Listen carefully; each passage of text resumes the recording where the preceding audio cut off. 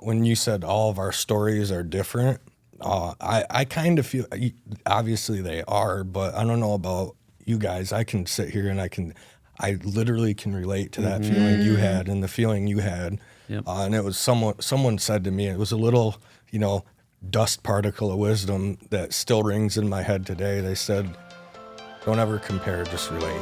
Yep. Just relate.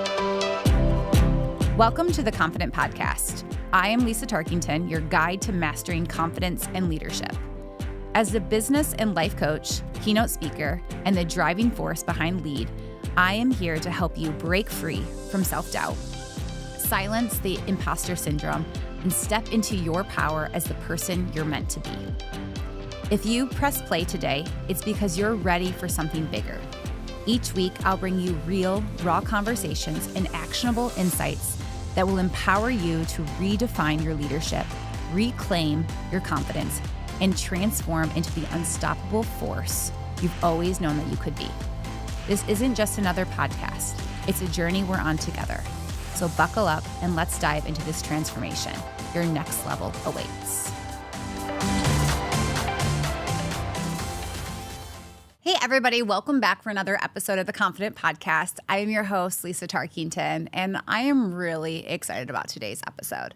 This is actually going to be part one of two because we had such an amazing conversation that we couldn't just fit it into one podcast. One podcast episode. We had to do two of them. And it's special, it's raw, and it's inspiring, and it's a topic that I've never discussed before. Honestly, it's a topic that I know enough about to ask the right questions, but hearing the stories is just so powerful. And we're going to be talking about being sober, whether that looks with drugs or that looks like with alcohol. And, this really came from me thinking a lot about resilience, starting the year off in 2025, about how I want to be resilient, how there's people in my life that are resilient, but that doesn't mean that you're perfect. That also means that you are going to go through hard times. You've gone through hard times. And it also means that with resilience, there comes setbacks. There's things in our lives that causes us to struggle. And I was talking to a friend the other day about second chances for ourselves, second chances for us to believe in ourselves. And this topic is all about that. And I'm not going to be sitting alone. I am going to have three amazing guests. Yes, this is the first time we've ever done something like this. But we have three individuals who have just been really dominant in my life, I would say, in a good way, like Adam, Peter, and my husband, Marc, will be joining us. All three of them have been part of my life in a different way. Peter came into my life through my nonprofit, sitting on a committee, supporting us and cheering us on, and ever since then has been one of our biggest advocates. He's really dear to my heart, and I know he's someone that I can just call anytime. Adam, he is phenomenal. He is actually trained to teach LEAD curriculum, and he's been able to, inspire so many incredible people by his story. And then there's my husband, who I'm just so proud of for his journey to becoming sober. It's something that we talked about on our first date together, and it's just something that I've learned so much about from being with him, and that I just really wanted this conversation to be open for everybody because I have learned so much. I'm inspired every day, and I know many of you guys will be as well. So this is a big honor, and I want to talk a little bit about being sober. So, sober, what we're going to be talking about today is from alcohol and drugs, but I know people have different things that they're addicted to as well. So we're going to dive a little bit into those things too, but everything that we're going to be talking about today, I hope that you can relate in some way, understand a little bit more about, and just hear some really great stories. So let's dive into part one of two of this conversation.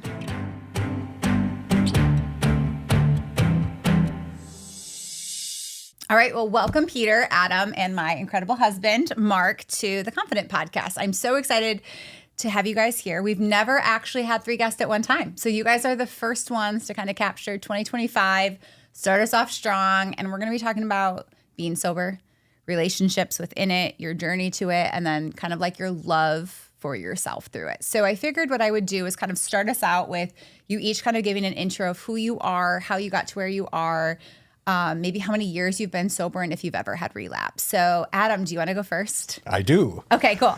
So my name's Adam Wittbrodt. My journey started Many years ago, I had about 15 years, give or take a few years, where I was basically in and out. It wasn't really recovery, it was abstinence. The periods I did have, and up until 2016, my life was a mess. I wasn't necessarily addicted to one substance. It was just more of whatever I was doing. So it highlights some personality traits, and I could go into depth on that. But 8.5 years right now, working on 9, one day at a time though. Wow. So 8 years sober. How many times did it take you to get to that 8 years? I couldn't even tell you. It was a lot of mine was with the legal system, and I would try to work the system, right? So what can I get away with while I'm on probation? Oh. And then I'd try to manipulate the system, whether it's getting prescriptions. I don't have a breathalyzer for another month, so I can drink the whole month. Can't smoke weed, but I can do this. So it was periods of abstinence when I was in jail or in prison. And then basically fast forward, I had my first chance at actual recovery with some guidance from the courts and a treatment center and other programs around. So, Well, congrats on 8 years. That's Thank awesome. you. Awesome. Thank you. What about you, Peter? Yeah. So I've been sober for 6.5 years, and alcohol was my jam. One of my jokes is I went pro early and retired early. It just kind of took over my life. And when I got sober, it was because I got enough fear inside me that I couldn't not drink. And so I just knew something had to be done. I'd tried many times in my life for various reasons to control it, not drink as much, only drink weekends, all the classic thinking that's going to work. And for me, it took reaching my bottom, which was a major event in my life that changed everything. And I dug into a 12-step program that changed my life. And I haven't, luckily, by the grace of God, really, have not relapsed or touched alcohol since my sobriety date, June 10th, 2018. Wow. So 6.5, you said. 6.5 years, continuous sobriety. It's changed my life. It's so much better. We can go, we're going to go into we're that, gonna but get into it's, that. I love life today. That makes me happy for you guys. Awesome. And then Mark, what about you? Yeah, my name's Marc. I'm sober 9 years and 3 months. My sobriety date was September 9th, 2015. I had one relapse. It was after being sober for a couple months, and I thought, I've got this beat. But that's all it took to show me I really had no control over the whole thing. And before I got treatment, I was probably the picture-perfect functioning alcoholic. My family didn't know. My live-in girlfriend didn't know. My job obviously didn't know.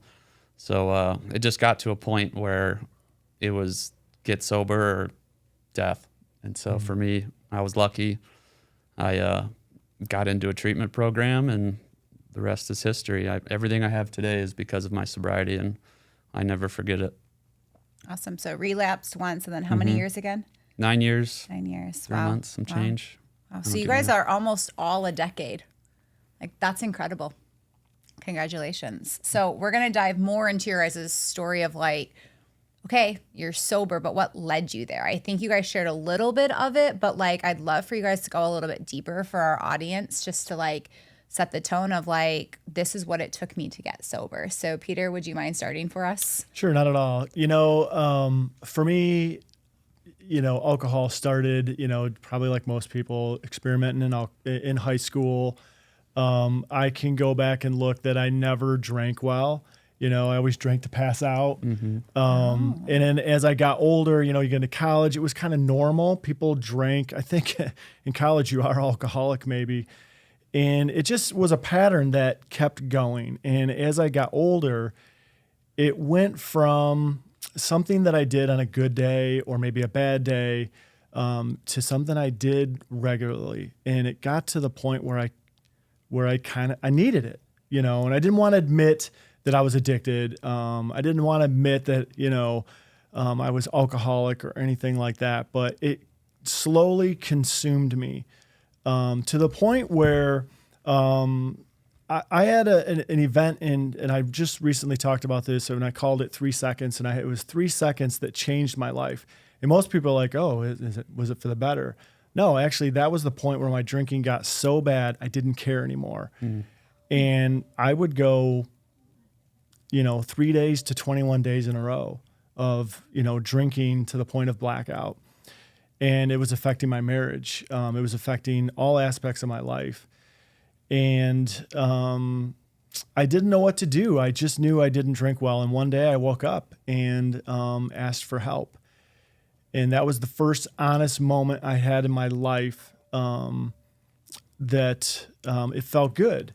And, I ended up going through divorce, starting a new career, getting sober, doing all these things at the same time. And it just, I needed that bottom. Like we all talk about, we have different bottoms that leads us to surrender. I needed to hit my bottom. Divorce was part of that. It made me take sobriety real. And my life has changed completely because of that. So when you say you were drinking, like elaborate. So was that like a morning through night thing, or was that like I worked all day, was with my kids all day, and then the drinking started? Yeah, I was a nighttime isolating drinker. I would do all my duties. I was a stay-at-home dad. Okay. And so I would do all the duties with the kids, dinner, swim practices, whatever it was. And the boys would go to bed and I would go to my office and just drink. And, for me, to drink a half a bottle or a full bottle of Jack Daniels in one night was not uncommon. Always. It wasn't like I could just have two and be done. Always drink until I blacked out. That was the pattern. And it's only luck that I didn't get a DUI, that I didn't go to treatment, that I didn't have to do detox. I was headed towards all those things. In the recovery world, we talk about the Jellinek chart, and there's different levels of severity. I was lucky enough to get to a point where recovery became my focus before I got so bad that I had one of those life-changing events. But I'm convinced, I was headed towards death, major health problems or jail, Yeah. Well, and you brought up earlier when you were sharing that with control, like I tried to control it. What does that mean? Like you said, like I didn't do weekends, and maybe you guys have felt that way too, but like, what does that mean? Yeah. That's a great question from a normie. You think you're in control. That's why I'm asking. Here's a great example. If I do go out to a restaurant and, maybe I'm with my girlfriend and she leaves a glass of wine half drank. Yeah. That's foreign to me. I don't have the control to let that go. Like I would have definitely drank that. And so we fool ourselves into thinking that we can control our whatever our addiction is. And it's really not just alcohol or drugs. It's very common thinking in any type of addictive behavior that we think we can control it. But I have plenty of evidence in my life that I can't just drink one. One is too many and 1,000's not enough is the saying. And so I opened up a bottle of Jack Daniels and it was gone. Yeah. That was a sure thing. Yeah. Wasn't that interesting too? Because it was probably a lot of judgment, and you've probably all felt that way from like someone who isn't going through that. Like you can't just stop, right? Like you guys probably hear all of these things, and we'll dive into that because I bet that gets really frustrating. Oh, yeah. My dad used to tell me that when I finally opened up about my drinking problem. He goes, you just need to drink less. Okay. Like, I'll try that. Yeah, it's tough, right? Like to hear those things. And we can dive into more of those stigmas and judgments here. But Marc, would you mind sharing a little bit more about like what led you? Yeah, similar experience. Started drinking at 16 with friends, and then got to college where everyone passes the alcoholic test, basically. And then I'll never forget it. The first time I bought a bottle and got drunk by myself, I think it was my sophomore or junior year of college, and I knew it then. I was like, this is a problem. And I bought a bottle every day to drink after work, after school, whatever, for 6 years almost, getting blackout drunk every night until I finally reached the end of my rope. I had a good job. I had a girlfriend. I had a dog. I was living in a place in Ferndale.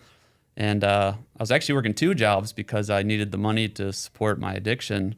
And I just got to the end of my rope. I was exhausted. I was stressed out. I was kind of trying to reach out for help, but people just didn't want to believe it about me because I was so normal. Like, I wasn't stumbling around drunk day to day. You know, I could go to family Christmases or office work parties and just, you know, drink normally because my tolerance was so high. But then by the time I would get home, I would just finish. I mean, it was always a bottle of Smirnoff 100 for me every day for years. I did that every night, just no change. And every time I bought one, I was like, I have a problem. I know I have a problem, but I'm just not going to do anything about it right now because, like, this is working. And I was scared. I didn't exactly know what to do. But after enough time like that, and I was lucky too, I never got any DUIs. I should have, but I never did. I never injured or harmed myself or anybody, thankfully. That's just all grace of God right there. I definitely did my part in trying to do as much of that as I could. But one day I had enough. I was stressed at work. I was stressed in my relationship. I had a plan to just end it all. And so I got in my car and I started driving north. Luckily, like by pure luck, a neighbor saw my car up in Augrey. And they're like, "What's your son doing up here?" Because everyone was looking for me at that point, and so Which they were is able your parents' to. cottage. Yeah. You should probably elaborate. Yeah. Well, either Yeah. way, it's just they saw me and they're like, "That's not right." And so my parents were able to catch up with me on my way. I think I was going to North Dakota, if I remember correctly. I was going to be like a roughneck, and then just end my life or something. That seemed like a good idea at the time, but with all that drinking, you know, that stuff sounds good to you after long enough. And yeah, I got into treatment. Treatment went well. I had a couple months of sobriety, and then I went and did a bike race with my sponsor. And after that race, I was just feeling good. I was like, you know, I want a beer. Like, I deserve a beer. I think I've done pretty good. And within an hour, I was back at the liquor store buying my bottle of Smirnoff 100.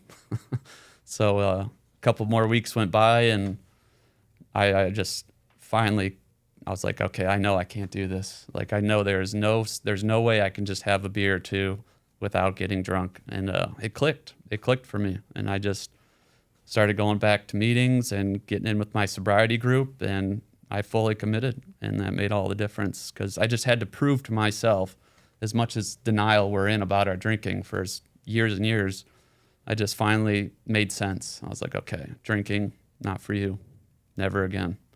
And yeah, it's been that way for 9 years. Wow. Yeah. Yeah.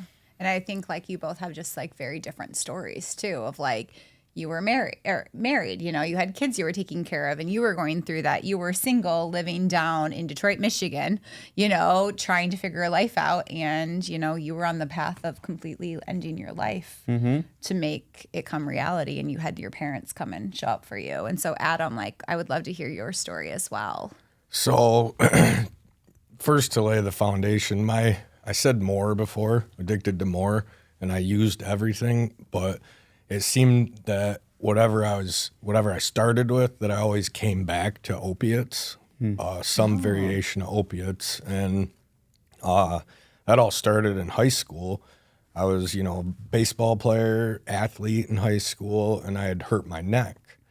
Well, the doctor prescribed me, back then it was Vicodin, and I didn't, in the moment, realize it was a problem, but I remember reflecting on that time now that I was going to my mom 2 hours after I took my dose, like, hey, can I have another dose? And she's like, no, Adam, it's 4 to 6 hours.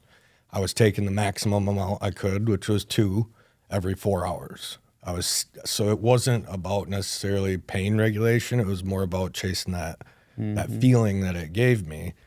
So I didn't start really recreationally using at that moment. It was, you know, a couple years later, and my dad died and my grandpa died. So I had a lot of death in my life at a young age.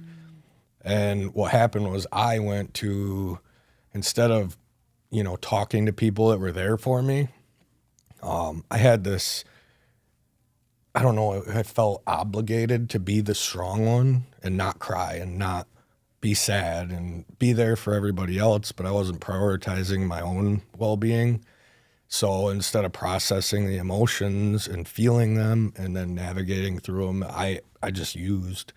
And it got progressively worse over the years, where I went from just taking the pill to, okay, I can crush this up and snort it, to, at one point I was injecting Oxycontin, and then it just put me in this, like, I broke the law. It put me in this cycle of, all right, I'm laying in bed, I have cold sweats, diarrhea, I'm vomiting from being dope sick, and then, it's either go through that for 4, 5, 6, 7 days, which is really, really hard, or I can go get high again and I feel better.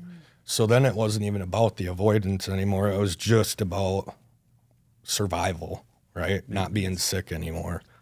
And so my cycle was basically like, my detox happened in jail. I'd detox in jail. And then when I'd get out, I'd try and manipulate the system. Then I'd get in trouble again. So it was basically like jail, where I had abstinence. I'd get out, it would be relapse.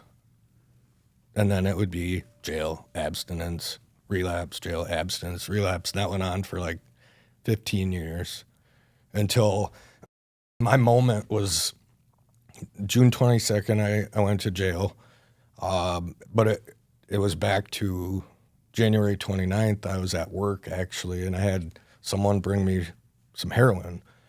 Well, it was cut with fentanyl, and I overdosed. Luckily, someone was there, found me. Police came, ambulance came, resuscitated me, and then they took the drugs, went and tested them. Well, they left me out. They didn't take me to jail then because they had to test the bag. So I continued to use after that. But when I went to jail, it was still 3 weeks till I had my, like, aha moment where my hands went in the air and I was like, I don't care what I got to do. If I have to cut my foot off, I need change in my life because this isn't okay. And I was talking to my bunkie in jail, and I was like, this is bull crap that these police arrested me and these paramedics revived me just so the cops could charge me with a felony. And it was like an out of body, like, I'm an idiot. I'm literally an idiot. I'm complaining that they saved my life. And that was my, like, hands up. What do I got to do? So that willingness in that moment was what gave me the ability to start, okay, looking internally, what's going on? Why do I avoid, pain, emotional pain? Well, how can I address these issues? And I had no answers. So it was like, my peers, professionals, anybody who had like a dust particle of knowledge or wisdom they could drop on me, I was like taking it all in. Taking care of your health isn't always easy, but it should at least be simple. That's why for the last 3 to 4 years, I have been drinking AG1 every day, no exceptions. It is just 1 scoop mixed in with water once a day, every day, and it makes me feel energized and ready to take on the day. That's because each serving of AG1 delivers my daily dose of vitamins, minerals, and probiotics, plus more. It's a powerful, healthy habit that's also very simple, and I like simple. I like to drink AG1 first thing in the morning, and that is what is also recommended. I fill up my shaker with extra cold water, add 1 scoop of AG1, shake it up, and I'm ready to go. If I'm running short on time and can't mix my AG1 before heading out, I'll grab a travel pack, and that has been so helpful for all of my travel times. Each is an individual serving of AG1 that's easy to mix on the go, helping ensure I get my daily nutrition no matter what. If there's one product I would recommend to elevate your health, it's AG1, and that's why I've been partnering with them for so long. So if you want to take ownership of your health, let's start with AG1. Try it and get a free 1-year supply of vitamin D3 plus K2 and 5 free AG1 travel packs with your first purchase exclusively at drinkag1.com/theconfident. Again, that's drinkag1/theconfident. So check it out.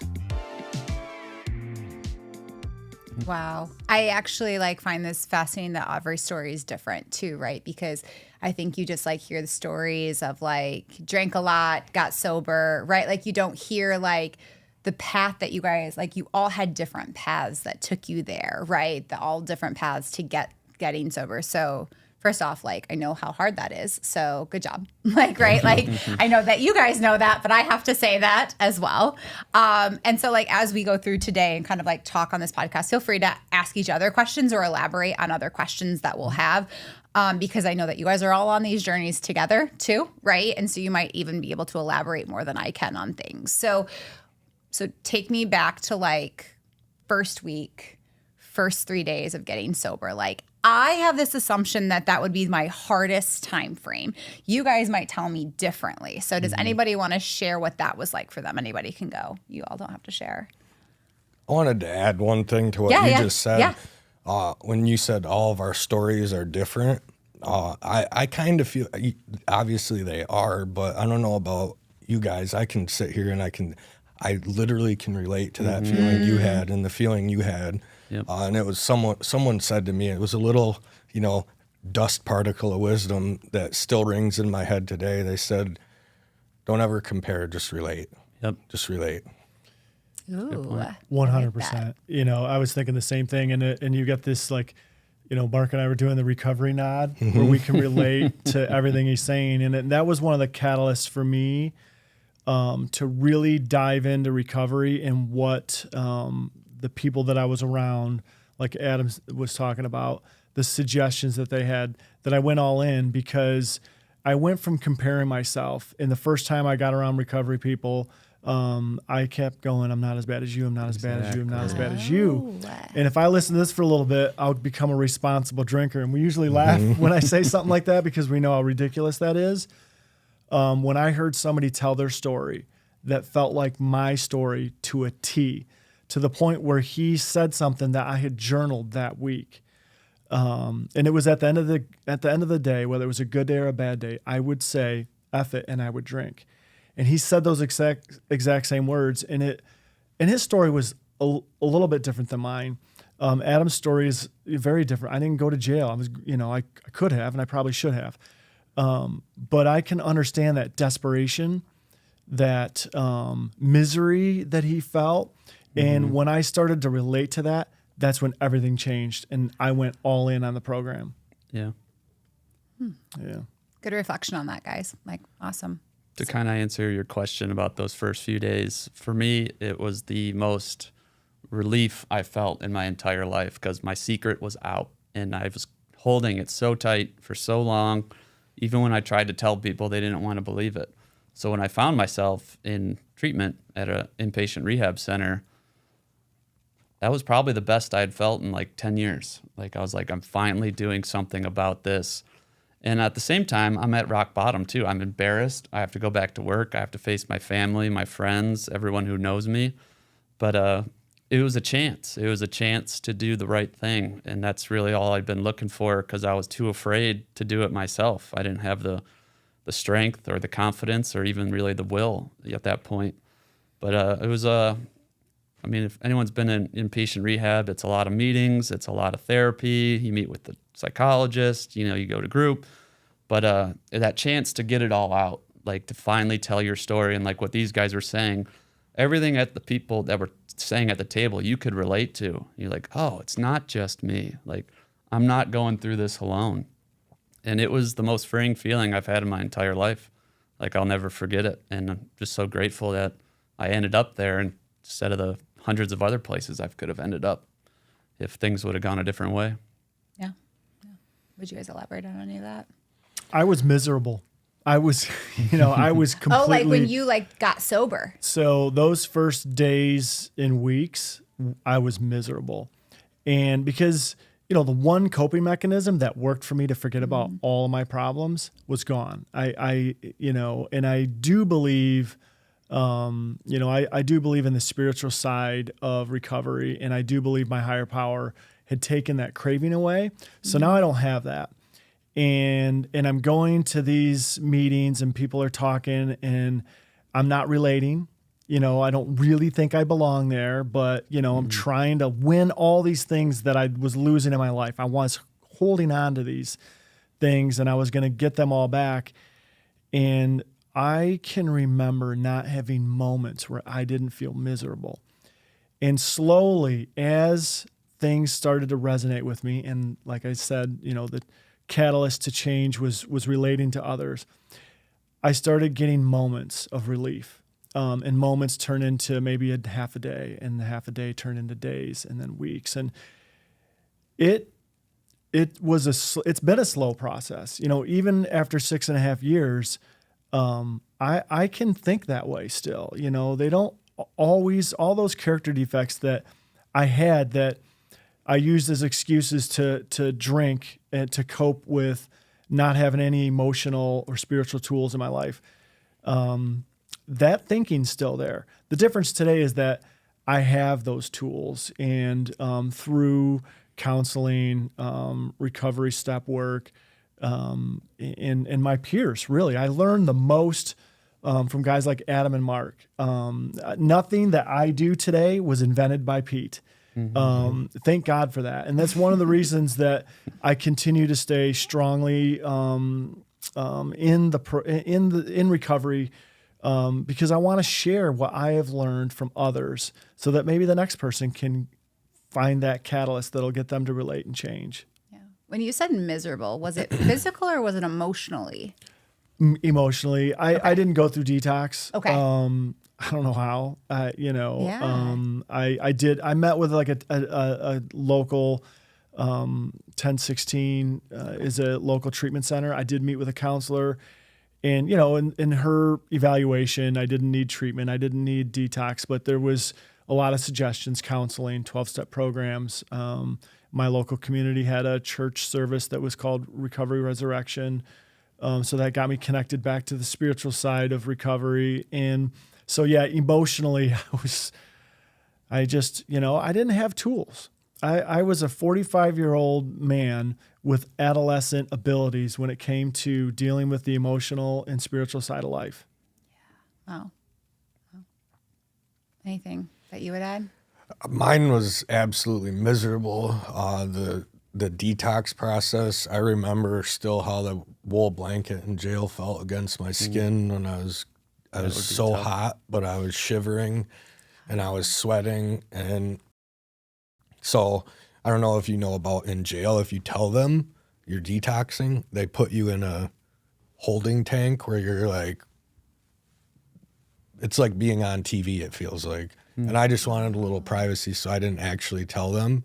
I'm pretty sure that they knew I was detoxing, but so they put me into population where I could actually like have, a little bit of privacy and not, because jail, you go to the bathroom in front of everybody, you're doing all those things. And I was in pretty rough shape for like 2 weeks. It was anger, a lot of anger, and it was directed towards the police in the beginning. It probably took me it was about after that moment where I started really reflecting, the moment I said earlier where I had that out-of-body experience, where I started actually looking like, oh, this is my fault. And I thank God that I was in jail, that I went right from jail to treatment, and that I had a pretty lengthy prison sentence hanging over my head that was a deterrent, because the first 3 weeks while I was laying there, I was just shivering. It was, I can't wait to get out and get high. I can't wait to get out and get high. And it was literally like, I would dream about it, and in my dream, it felt like I was getting high. It was that intense. And then I'd wake up and I'd be sick. So. Wow. Yeah. Okay. I'm grateful for all of the intense consequences, the fact that I couldn't get out, because I don't know that I would be here today if I would have been out. Yeah. Right. Yeah. So one of these things that probably came with you guys getting sober is relationships. Let's just talk relationships for a second. Like you all had relationships then, right? You have relationships now. So how are those ones that you had then, how are they now? Or maybe they're not even around anymore. And how do you build relationships differently now? Like, is there anger? Is there like, you brought up like secret keeping, like your secret was out, so it's probably different now. So anybody want to share on that? Yeah, I'll start. Okay. So during my using, specifically with my family, it was basically like they cared about me. I cared about them, but there wasn't any trust. Talking more about like my intimate relationships, and even friendships during my using, they were all structured around whatever chemical it was. So to give you an example and elaborate on that, a girlfriend I had at the time, we were both addicted to the same substance. So we were basically, our lives both were revolving around that chemical, and there was no real depth of connection. So they were surface level connections. It was just about like helping each other get high. And then since I have way more in-depth relationships, friends, I've gotten my family's trust back. My wife and we have a very deep spiritual connection. So it's just like, I think about life and how shallow everything was for me as far as enjoyment then, and then how deep it just continues to get, the level of connection that I have with people just continues to grow. Wow. Awesome. Yeah, that trust piece. Mm-hmm. So was it not trust because you weren't telling the truth, or like why did that break? So the trust I stole from family. I lied to them. I'd tell my mom, hey, I want to go pick up a video game from a friend. And then that friend would have a video game and he would put heroin inside of it. Mm-hmm. So I would come out to my mom's vehicle with the video game, and after I just paid him for the drugs, right? So it was like, she still to this day, will give me like, you okay? And it's been almost 9 years. So that gives you an idea of how much distrust I created through lying, cheating, stealing, all that back then. Yeah. Wow. Yeah. Anything that you guys would elaborate on that? Addiction steals from our family, and it's very selfish. And so I never thought about the selfish side of, my drinking, and it 100% had an effect on my marriage. It steals time and experience is what it does. And so I don't have I can sit here and go through, my drunkalog of terrible stories, but that's really not worth, dredging up. But I can tell you it was a major strain. And the difference today is that I'm present. Mm-hmm. And I get this gift, and that's probably the best amends. One thing we said a lot in our drinking days was sorry. And you've said it so many times that sorry became not even a word that was recognizable.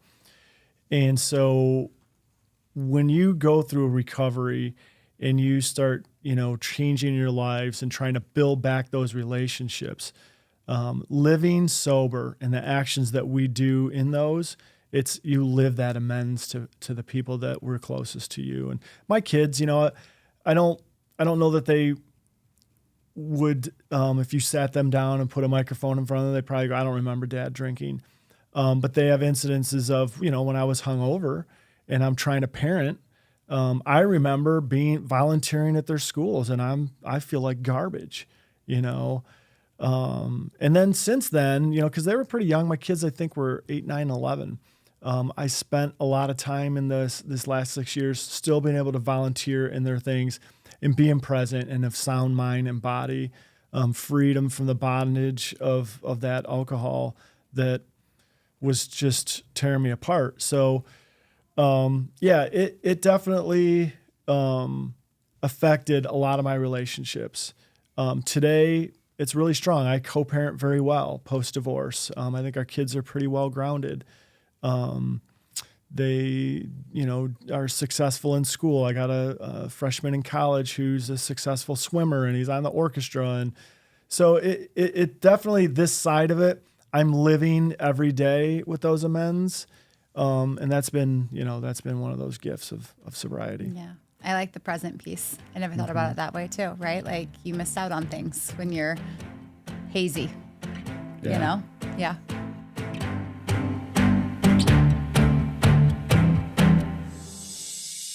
So thank you so much for tuning into part 1 of 2 of the conversation we're having about being sober, however that looks for someone. Adam, Marc, and Peter's stories are so inspiring, and we're just getting started.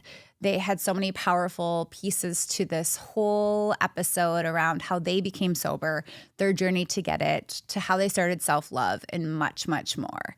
And as you're listening today and you feel called, please share this with someone, kind of deep dive into it, get ready for part 2, and know that my team and these individuals who have been on this episode as well are here to support you.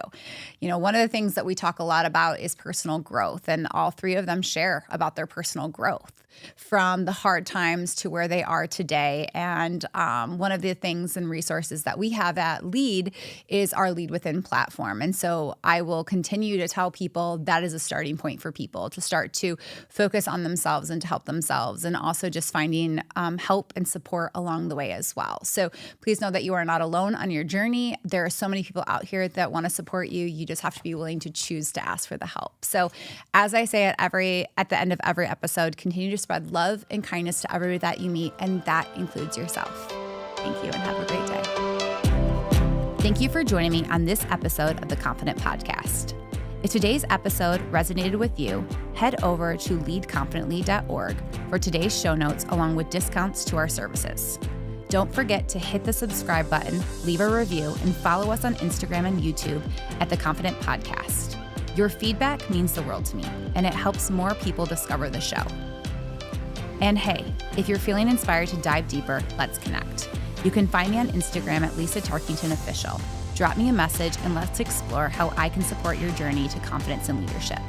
Remember, you have the power to choose confidence every single day. Keep showing up, keep striving, and keep believing in your potential. I'm cheering you on, and I'll see you next time.